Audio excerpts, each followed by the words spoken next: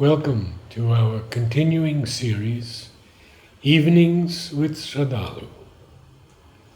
Namaste. Namaste. We continue today with Sraddhalu's journeys through many, many countries. And one of them that interests me very much is why you went to Cyprus and what you found there. I went to Cyprus 3 times. I see. The first time was 22 years ago now. Maybe even more, 24 years ago. And then second time was just after 2 years later. And the third time was now, just a month ago.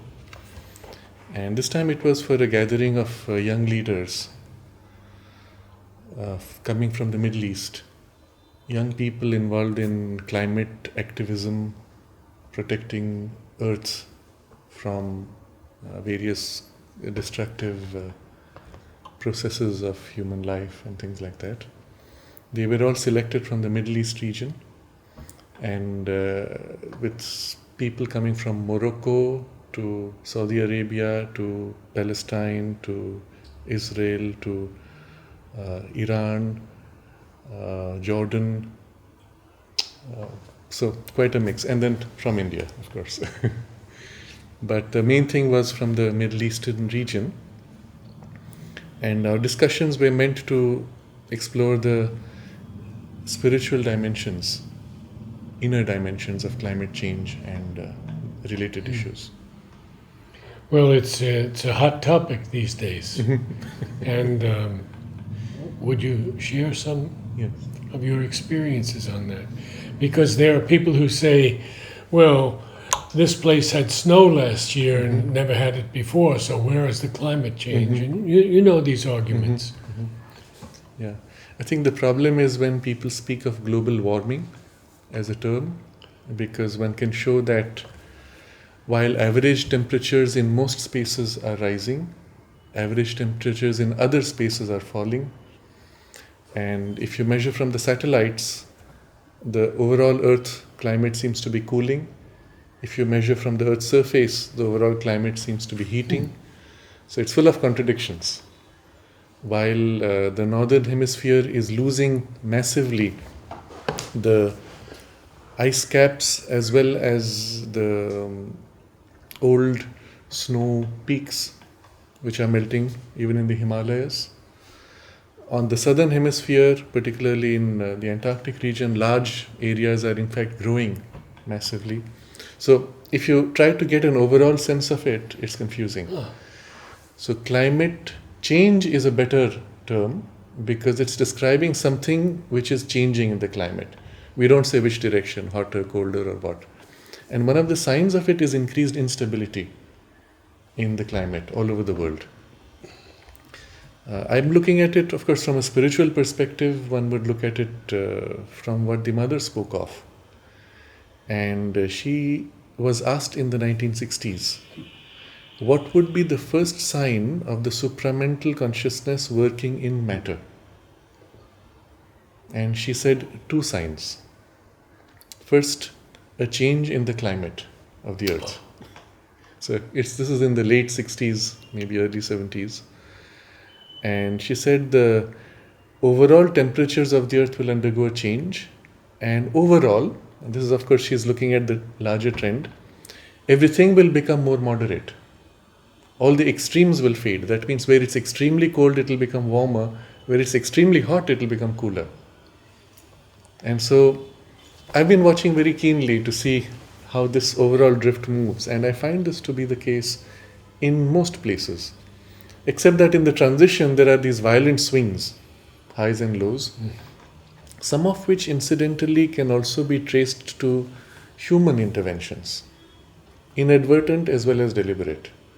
So the inadvertent interventions are because we're cutting forests. Sure. And the trees are the main control for the Earth's atmosphere regulation. And the poisoning of some of the environment also is having a ripple effect which finally affects trees or microorganisms which affects climate. But the deliberate ones are where there are actually military interventions by certain powerful countries to try to mess around with the seasons for military or economic objectives. So create a famine in one place or trigger excess floods somewhere else and things like that, which is being done with perverse objects. But all of this finally is modified by the climate shift that's taking place in the Earth's rhythms, but also in relation to the sun. And this is something people are not speaking of. There is a change in the sun itself. The sun itself seems to be going through cycles of intensification and diminution of its activity. And we are in fact at one of those odd transitions where the overall sunlight reaching the earth is dropping. As of 1956, there's extraordinary data to show all over the earth, the quantum of sunlight reaching the earth's surface has been dropping on the average of 3% every decade. And this is like a global average. In some areas such as Siberia, it has dropped almost 30% in 3 decades. So no explanation for this. Scientifically, it's not particulate matter, it's not clouds, it's not anything that we know which could explain this. And as far as the scientists are concerned, even the sun's radiation has not changed. But there is in fact a change in the solar radiation which has been monitored, which is being detected, but it's not correlating with this. This is a different cycle. So to me the date was very significant. 1956 is the supramental descent, and the mother spoke of the action of the supramental consciousness on matter. And so as of 1956, something is being done by this power working directly on matter. So this was the first thing she spoke of. And the second sign, she said, was a change in the human body. But maybe that we can discuss another time. But staying with the climate change thing, all of these discussions really go to a deeper idea that there is a spiritual power that can influence and even override earth processes. And it is happening already, in spite of all the other mess that humanity is making. When the mother looked far ahead into the future, she also spoke of snow in Aurobindo. You know that incident? Yes. And it is fascinating to explore what that implies. For those who may not know, when she described the creation of the Matri Mandir, she spoke of a lake to be dug around it as a water body which would supply also water for Aurobindo. But it was part of the design of the Matri Mandir. From a spiritual or occult perspective, it defines the boundary within which the spiritual energy that is contained is, so to say, held like a container. But when you dig, she was very practical. When you dig, all the mud that is taken out, she said, should be piled into a hill on the northern side. On the northern side. Very specific. And this was argued against by certain architects. And we still don't know whether it will be put on the northern side. Yes, that is human foolishness, but her instructions were very specific. And then she said, when you make that, it will be an artificial hill. On the hill, she said, you should plant fir trees. Right. And Huta was recording this. She looked at the mother in shock, surprise, and mother smiled mischievously and said, because there will be snow. Yeah. And so we are just starting the digging now. Yes, it's just, there's a test area being made. It's just started. And that means, let's say 5 years down, the artificial hill will be on the way sufficiently to be able to be recognized. So we are very close to that time when we might actually see snow in Aurobindo.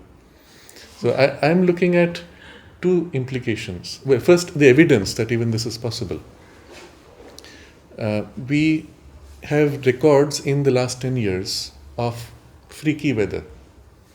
And this included snow coming in parts of the Sahara Desert, snow coming in Dubai, which is desert, and it's unheard of.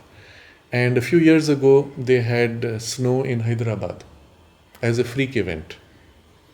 So that's close enough already.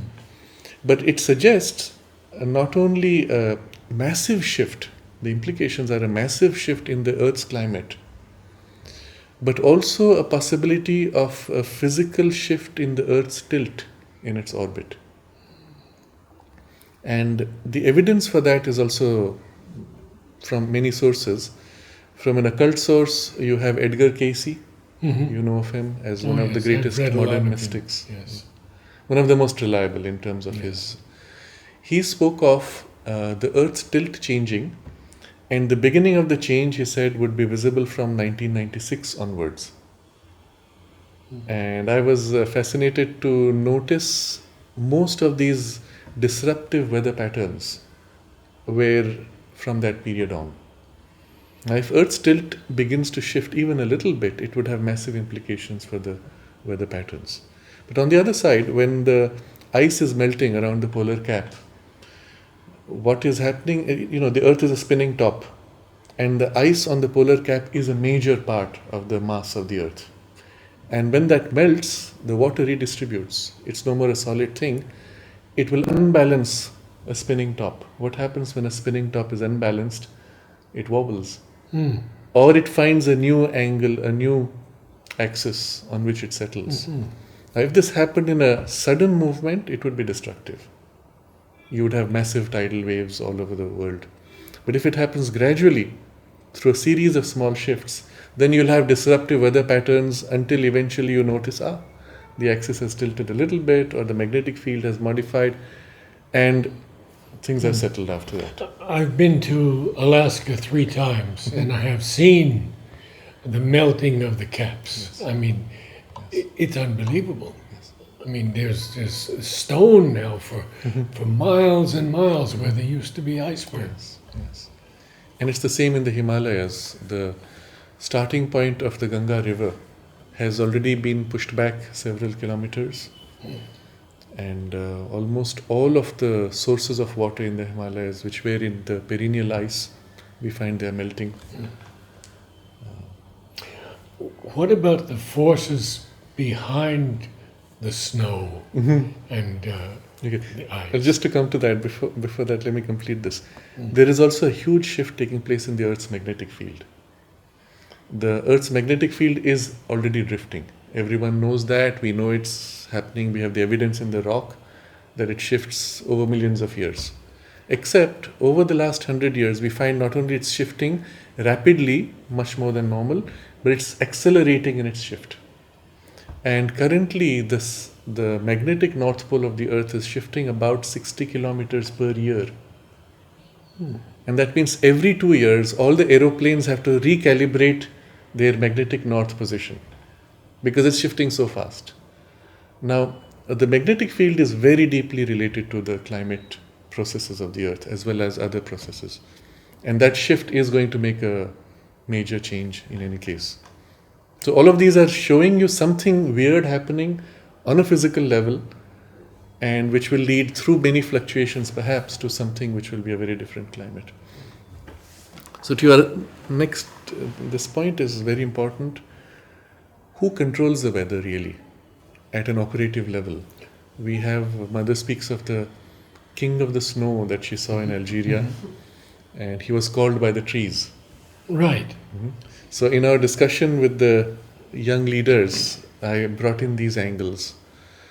First, that whatever you may look at in terms of change taking place on a physical level has behind it operative certain occult processes, energetic processes, but also conscious energies and even conscious beings, as in this case.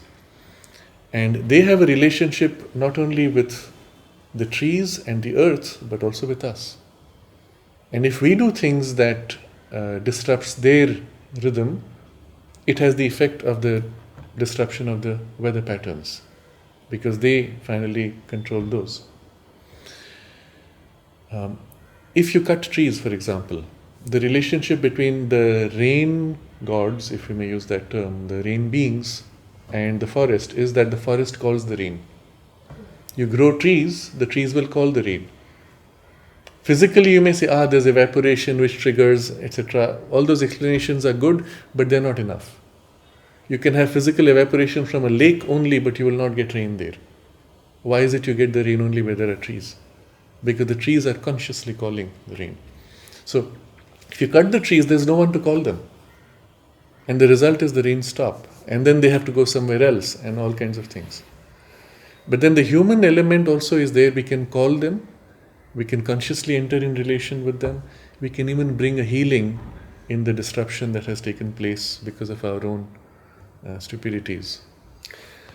Hundreds and hundreds of acres are being cut every day in the Amazon. Every second. Every second.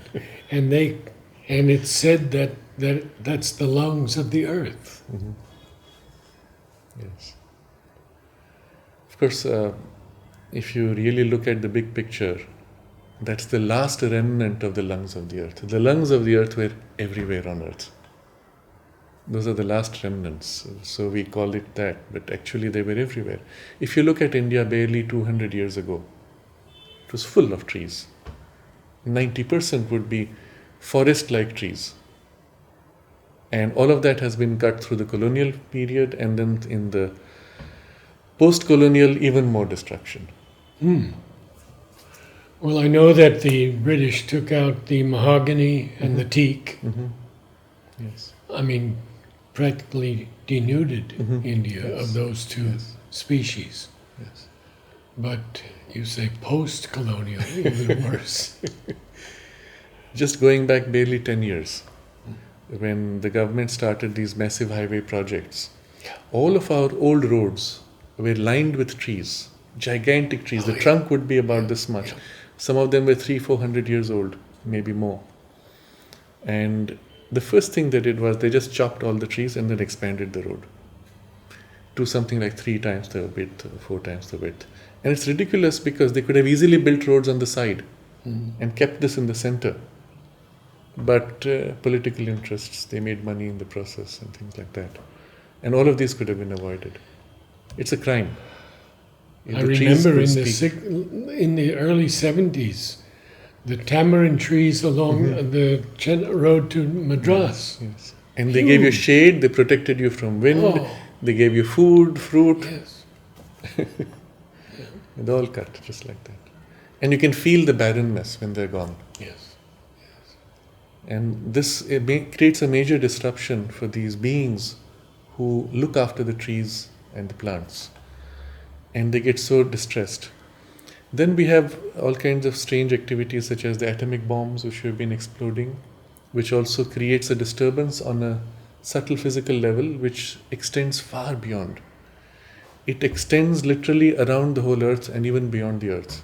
And they all get shaken up, these beings get shaken up. Recently I've been reading Mother on nuclear armaments. And she says that each country builds more and more out of fear. But the fear actually attracts the use of the bombs. Yes. And Sri Aurobindo has this observation that if you keep a gun, the gun needs to be used. It wants to be used because that's its purpose. And so it attracts the circumstances which would encourage its use. So if you build all these atomic bombs, it attracts a crisis where they would want to be used. Yeah. In 1972, when we had the cyclone that tore the first major branch off the service tree, Mother said it was the low consciousness of the Ashramites. Sri Aurobindo has said also that nature is not like that generally, I guess, but because she does things in her slow, creative method. Since then, the service tree has been damaged many, many times. Could you speak on that? Mother considered every detail of the physical building of the ashram to be significant, having an occult and a spiritual aspect, dimension. If you have access to the old map of the ashram main building, you will see every room has a name, a particular quality of consciousness that she had either invoked or which it represented. The kitchen, which is upstairs in the corridor along Sri Aurobindo's room, moving towards the west side, there's a small kitchen there, and which was used also by Pavitrada for his experiments with chemicals. She had named that room alchemy. And there was one room which was the fruit room then, which has now been closed, in which the newspapers used to be kept. And Mother was particular, the newspapers should not be put anywhere else. They should be kept within the limits of that room. And she named the room Falsehood. Because it was meant to contain the falsehood, so to say. Keep it within the boundary and not let it spread. And every little detail, even the change of one brick, she said, was not to be done without her explicit sanction and permission. Of course, all that has changed now. Even the fruit room has been shut down, which is very interesting because I always look at what are the implications of this. If you accept that the ashram community is representative of the world and that there is an occult connection between what happens here and what happens in the world, and a two-way connection, the implication is that every problem out there will get represented here, and everything that happens here will have its ripple effect out there. And so I'm always watching to see how these things match. And what you see, strangely enough, from around the time that the fruit room was shut down, we have all over the world a massive decline in the fruits, fresh fruits which were available, and the biodiversity of the fruits. And it's symbolic as far as I'm concerned, but things like this are suggestive. So coming back to the tree itself, the service tree the Mother gave a special importance to. It not only is a conscious being, but a very high conscious being. And some of the people that we have known with the sensitivity, without being told anything, on meeting the tree they recognized. And one of them actually said, "This is a rishi." And he could see that. The Mother spoke of the tree also being this place where the people who have passed on after from the body, at least a part of their vital consciousness rests in the tree because of the peace and the particular supportive vibration that it offers. But the tree itself, you can see, is so conscious. It leans over the samadhi as if in consecration, as if bowing down and also protecting. So when the branch broke, Mother indicated that it was the result of the lowered consciousness in the community which made possible the branch to break. Otherwise, there is such a strong protection that such things could not have happened. And that's why these things have an occult significance. It's not the same everywhere. If you go to somebody's garden and the tree breaks, okay, it's a normal process of nature. But here there's a spiritual protection which has a physical basis. And so the physical basis and the spiritual protection are connected. And anything which happens here has implications for the spiritual consciousness involved. And we've had several breaks of the tree subsequently, and the most drastic was the one a few years ago when there was this gigantic storm in which Aurobindo lost nearly 50% of its trees, and Pondicherry town similarly had a massive damage, and it was just before New Year. But it was at a time when the community was going through one of its biggest crises in terms of its choice whether it would stand for Sri Aurobindo or not. And the storm came just at that time. Interestingly, its focus was Aurobindo and the region around the ashram in Pondicherry town. If you went further out, the damage was not so great. It was fascinating to see that. And it was indicative. we have still to hear about these Okay. 29 countries now. What was the most interesting for you? So just going back to the Cyprus experience, that was interesting was all these young people, when we spoke about some of these things, I didn't speak of the supramental consciousness, but the fact that there are these subtler beings presiding behind the processes and that we can relate to them. I gave some interesting examples. I showed how, for example, if you look at the crocodile, there's a little bird that comes and eats from between its teeth. The bird itself is never eaten by the crocodile. The crocodile will open its mouth, the bird comes, eats, and the crocodile is relieved of its discomfort.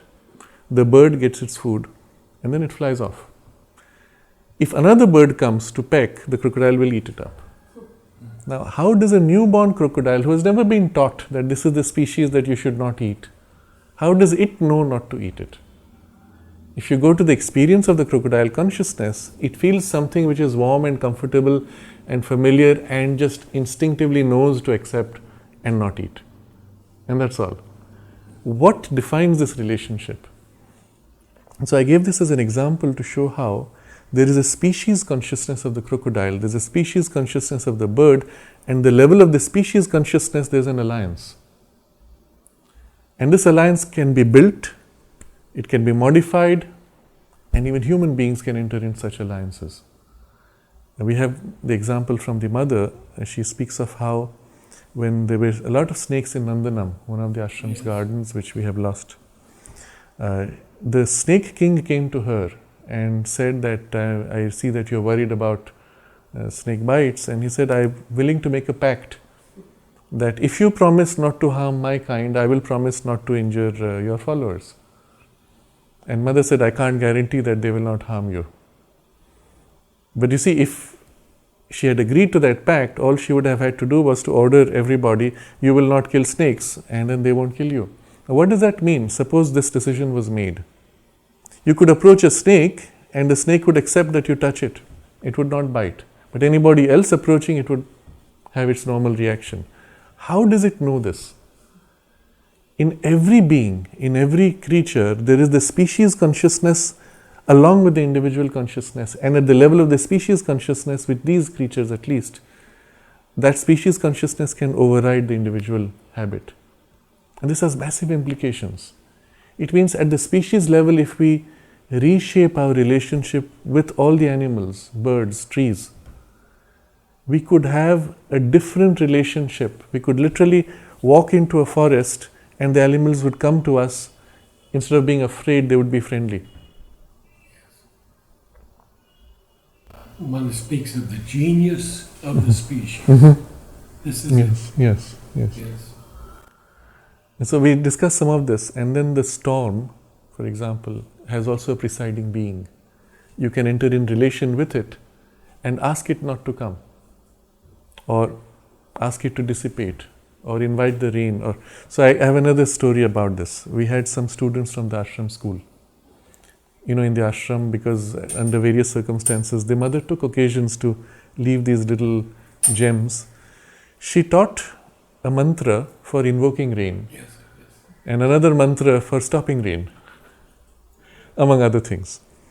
And so some of the children had learnt these in childhood, and a group from the ashram school, they went for a picnic in the Nilgiri hills. It was midsummer. Somehow that day it was raining heavily. So their picnic being spoilt, they sat for a while sulking, and then someone said, hey, why don't we try this mantra? So they did the chant to stop the rain, and in about half an hour the rain stopped. Then gradually the sky cleared. They had a nice sunny picnic, and on the way back they stopped at the local village and asked them, how is it that you had rain in middle of summer? And the villagers said, oh, this morning we had done a rain dance for our crops. So what is amazing in this incident is, here's one group that calls the rain, another group comes later and dissipates the rain. And it could have been done in a way that was so natural if the relationship was right, that all we had to do was say, we are going to plant these crops, we need the rains, just enough for the crops, and the rains would come, give you the water you need, and that's it. That's possible, and that's our future.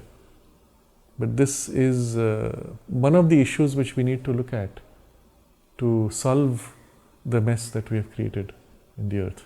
And then going a step further, there are of course many levels among these beings. There is Mother Earth as a conscious being, and we can relate to her and ask her help. Not only for setting right, let's say you've destroyed the forest, she can trigger the rapid growth of the entire forest, rebuilding, if she so chooses. We can ask for assistance there. We can also ask for assistance for specific knowledge of how to undo some of the poisons that we have put out. So Roundup is one of the major poisons which is being sprayed to control weeds. It's one of the most destructive carcinogenic compounds. It gets into everything, destroys everything. Once it's dissipated, it's gone into the oceans, it's gone into the soil, how are you going to get it out?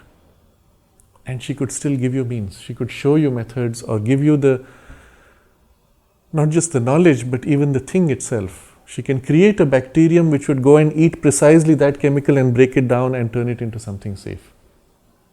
She can, but we have to ask, and we have to enter in that relationship. So we discussed some of these things also. It was, already second or third day, because it takes time for people who have never thought like this. They're all thinking about science and weather and chemical to recognize that there are layers behind. And what was fascinating was there were people coming from many different traditions, including religious and non-religious. But they were so open. They were so open.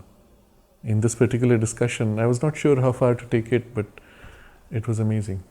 What age group approximately? They were all from, let's say, 24 to 40 on the highest. And for most of them, it was a eye-opening, life-changing experience. Because they went back now realizing it's not activism, shouting and revolting against systems and structures, but a much deeper base on which their work has to succeed. Kalpana Patel recently sent me an article written by, is it Rita Jha? Rita Jha on Aurobindo. And in it she says that India has the most polluted cities in the world. How is one going to reverse that kind of pollution that is affecting the children's breathing, lungs? Actually, all of these statistics are deceptive. If you reduce it to per capita pollution, India is not too much worse than anyone else. Per capita. What we have is huge concentrations of people, which of course exaggerates the pollution and makes the effects much worse. But the problem itself is everywhere. And this involves a much deeper solution. It means distributing resources better so that people don't have to come to cities for jobs. What we are seeing in India is a massive migration, going back last 60 years, massive migration out of the villages into the cities. When the strength of Indian economy was decentralized village units. Through the last 5,000 plus years of clear records that we have, India was the only country in the world which did not need to conquer others in order to build its economic success. It was the only country in the world which generated an excess in its economic growth without destroying the environment, without conquering anybody, without the use of slaves. And going back barely 200 years ago when the British came to India, India was producing 25% of the global industrial output. And England was less than 1%. As the British took over the lands and controlled the industries, they shut down industries. All these units which were running decentralized and independent, thriving economy were shut down by deliberate process in order to turn India into a supplier of raw material for British industries. So by the time the British left, India's 25% output was down to less than 1%. England had shot up to 25 plus, I don't know, 30 or 40%. Why? Because of a deliberate destruction. And one of the results of, or one of the forms of the destruction was a series of famines that they created artificially. And between 1850 to 1900, over 50 years, 10% of India's population died of starvation because of the famines created by British policies intentionally. And the records then are quite fascinating. They describe one of the viceroy then writes to his boss in England and says that the plains of India are littered with the bones of the dead. I have not seen such misery. Now 10% means out of every 10, one has died of starvation. What happens to the other 9? They're starving, but they have not died. If for 50 years you sustain that level of starvation, what will happen? People are driven to desperation. And one of the forms of that desperation was the British seizing your property and making you their slaves, taking you out of the country and putting you in their plantations around the world. And that's why India has the world's largest diaspora, going back to that period precisely. They're all descendants of people who migrated as slaves of the British because they could not pay the increasing taxes. And one of the games they played, of course, was to keep increasing the taxes until at one point they were putting a taxation of 90%. So the British lost a war in South Africa, they put a war tax on India. They had a famine in England, they put a famine tax on India. So it was burdening and burdening intentionally, of course, to destroy the economy. India had the world's largest production of diamonds, gold. In fact, until 1895, India was the only producer of diamonds in the whole world and the largest producer of gold. Biggest ships, pearls industry, textiles industry was the world's biggest. It was so big that the Senate in Rome, during the Roman Empire phase, they had an emergency meeting. The trade with India is disbalancing the finances of Rome, and so they passed an order that Indian textiles will not be bought by Rome anymore in order to protect our treasury. Stuff like that. There are stories which are galore of India's influence all over the world. All this was completely destroyed. Post independence, the same policies continued. Because what happened was the British educated, British trained, British thinking Indians were the ones who took charge. We have had spoken about this earlier, but Nehru's great statement that he is the last Englishman to rule India comes to mind. And he thought he was an Englishman and pretended to rule like the British. And the same mentality continues in the politicians later. How to loot, how to plunder, how to tax, how to take rather than serve. And the subsequent phase got much worse because there was no accountability anymore. And that's when you find all the migrations taking on their most extreme form. Today the villages are practically dying. There's nothing happening. They have lost their independent economic foundations. And the cities have become these gigantic, sweatshops, so to say. And that's the result of which you're seeing here in the pollution. One of the things which did not change fast enough, and this is all over the world, the habit that people had in the villages, after you finished your food, well, what did you do with the materials? You could put it for wash, or if it cannot be washed, you could throw it away. It was all made of baked mud, baked clay. You could just throw it away, it would sink back into the earth. Except now you have a plastic wrapper which you throw away, and it doesn't sink back into the earth. It stays right there and accumulates. And it needed an education to tell people this is not acceptable. It needed a mechanism to take that plastic back to recycle. None of this was ever done. And that's why you have the extreme forms of the pollution today.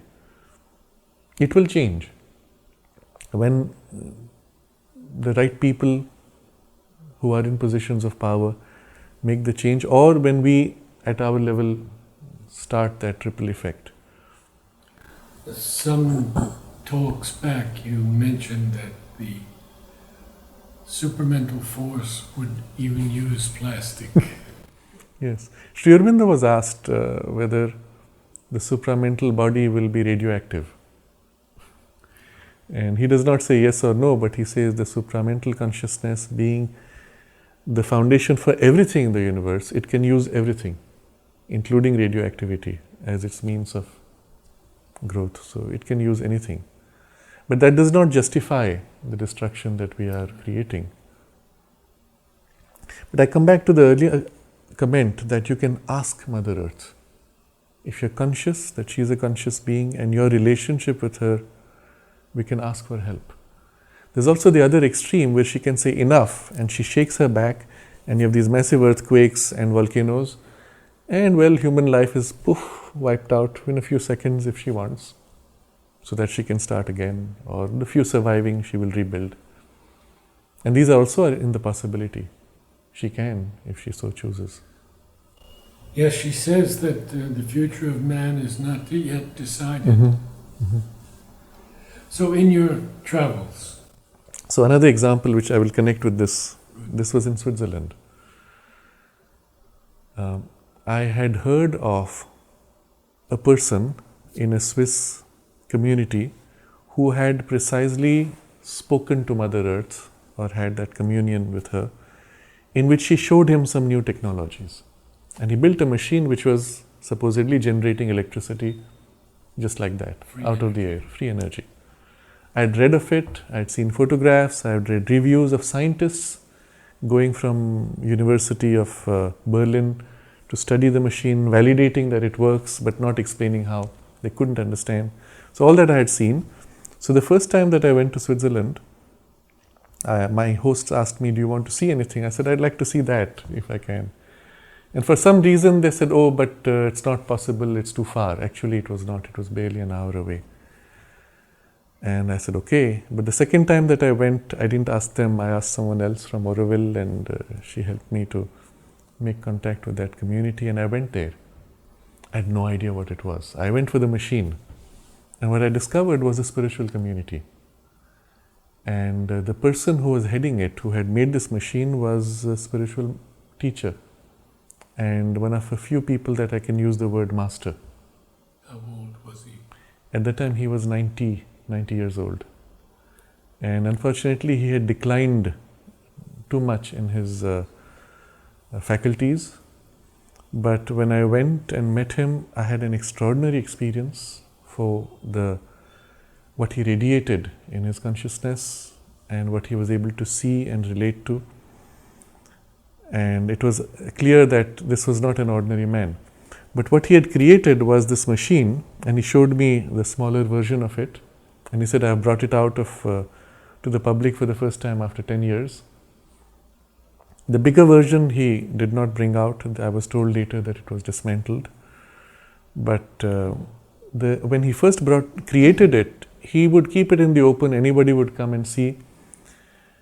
And at that point, when it became too threatening for the powers that be, he said they were raided by the Swiss military as a threat, saying, don't get on with this. And then somebody from NASA came, claiming to be from NASA, and threatened them to stop showing this or developing this technology. So that's when he pulled it out of public circulation. But I got to see that. Very simple, so simple that if the plans were put out on the internet, anyone in their garage could build it with a little bit of skill. You start it running with your hand and it keeps running and generates electricity. A little thing like this putting out 300 watts, and the big machine he had was producing 3 kilowatts, free electricity. Steady 24 hours, no problem. No fuel, no wastage, no pollution. So this was one of the very special experiences I had with him. So the form it took, I had that experience with him. The energy, the consciousness that he radiated was exceptional. And as it turned out, I had to go a month later for a different program in Switzerland, and I took that occasion to go and meet him a second time, sorry. That was the second time. The first time I had this experience, the second time. But he was not in his state of energy. He was very weak, and he was closing his eyes repeatedly and as if drifting into sleep, and his body would slump. So I said, all right, I don't wish to insist on him. And I said, since he's maybe meditating or sleepy, body is tired, let me also meditate.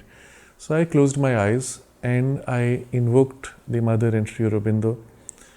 And because I had such a wonderful learning experience here, and I invoked their presence and I said, here's something beautiful.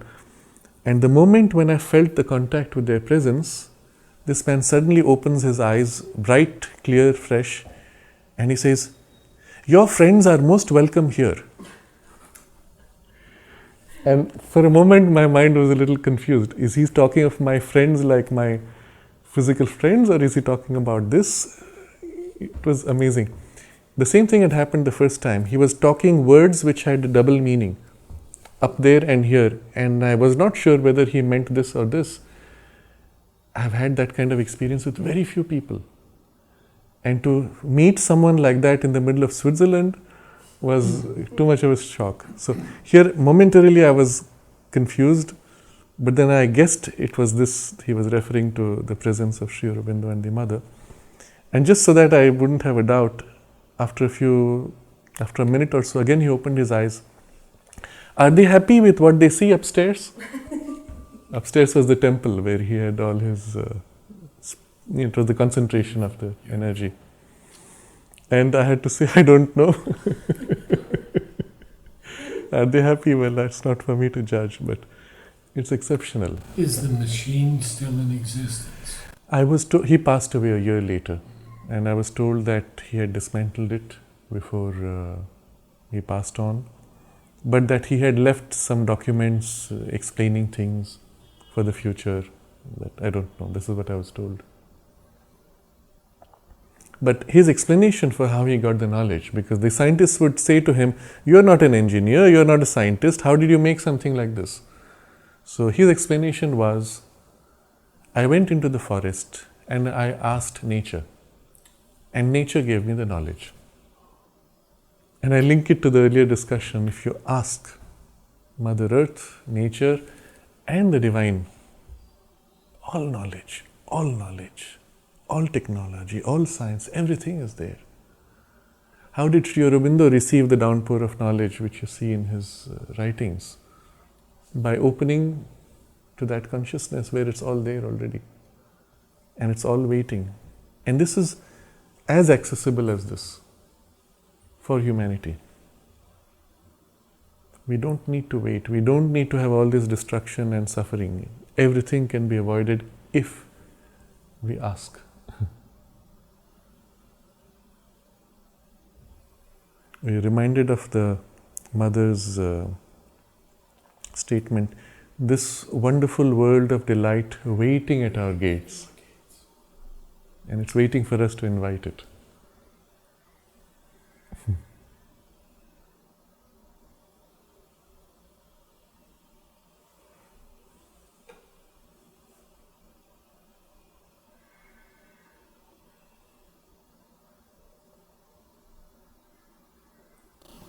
Have you called for any specific reason? Invoked the forces? Yes. We all have to do that. Yes. In whatever space that we are responsible for. Where did you find the most spiritually open group in all your travels? Other than Switzerland and... Mm-hmm. Well, this community in Switzerland was one of the largest collection of sensitive, spiritually sensitive individuals I have seen outside Ashram and Auroville. They were about 125. Apparently the group was much bigger, there were 250 before. But in terms of the level of sensitivity and the overall refinement of consciousness, it's the largest that I have seen outside our spaces here. But smaller communities I have seen in many places. Many of the programs that I was invited to, most of the participants were people who had already a spiritual either deep practice or orientation or interest. And so many of these would be a selection. And in a sense, I have had the privilege of meeting the spiritual elite of most of the spaces that I went to. Were all of them non-religious? Many were non-religious. Some were religious, but the nature of the meetings that we had was for people who had already transcended the narrowness of their religion. They had already a deeper practice and a mystical and a spiritual dimension even to their religious practices.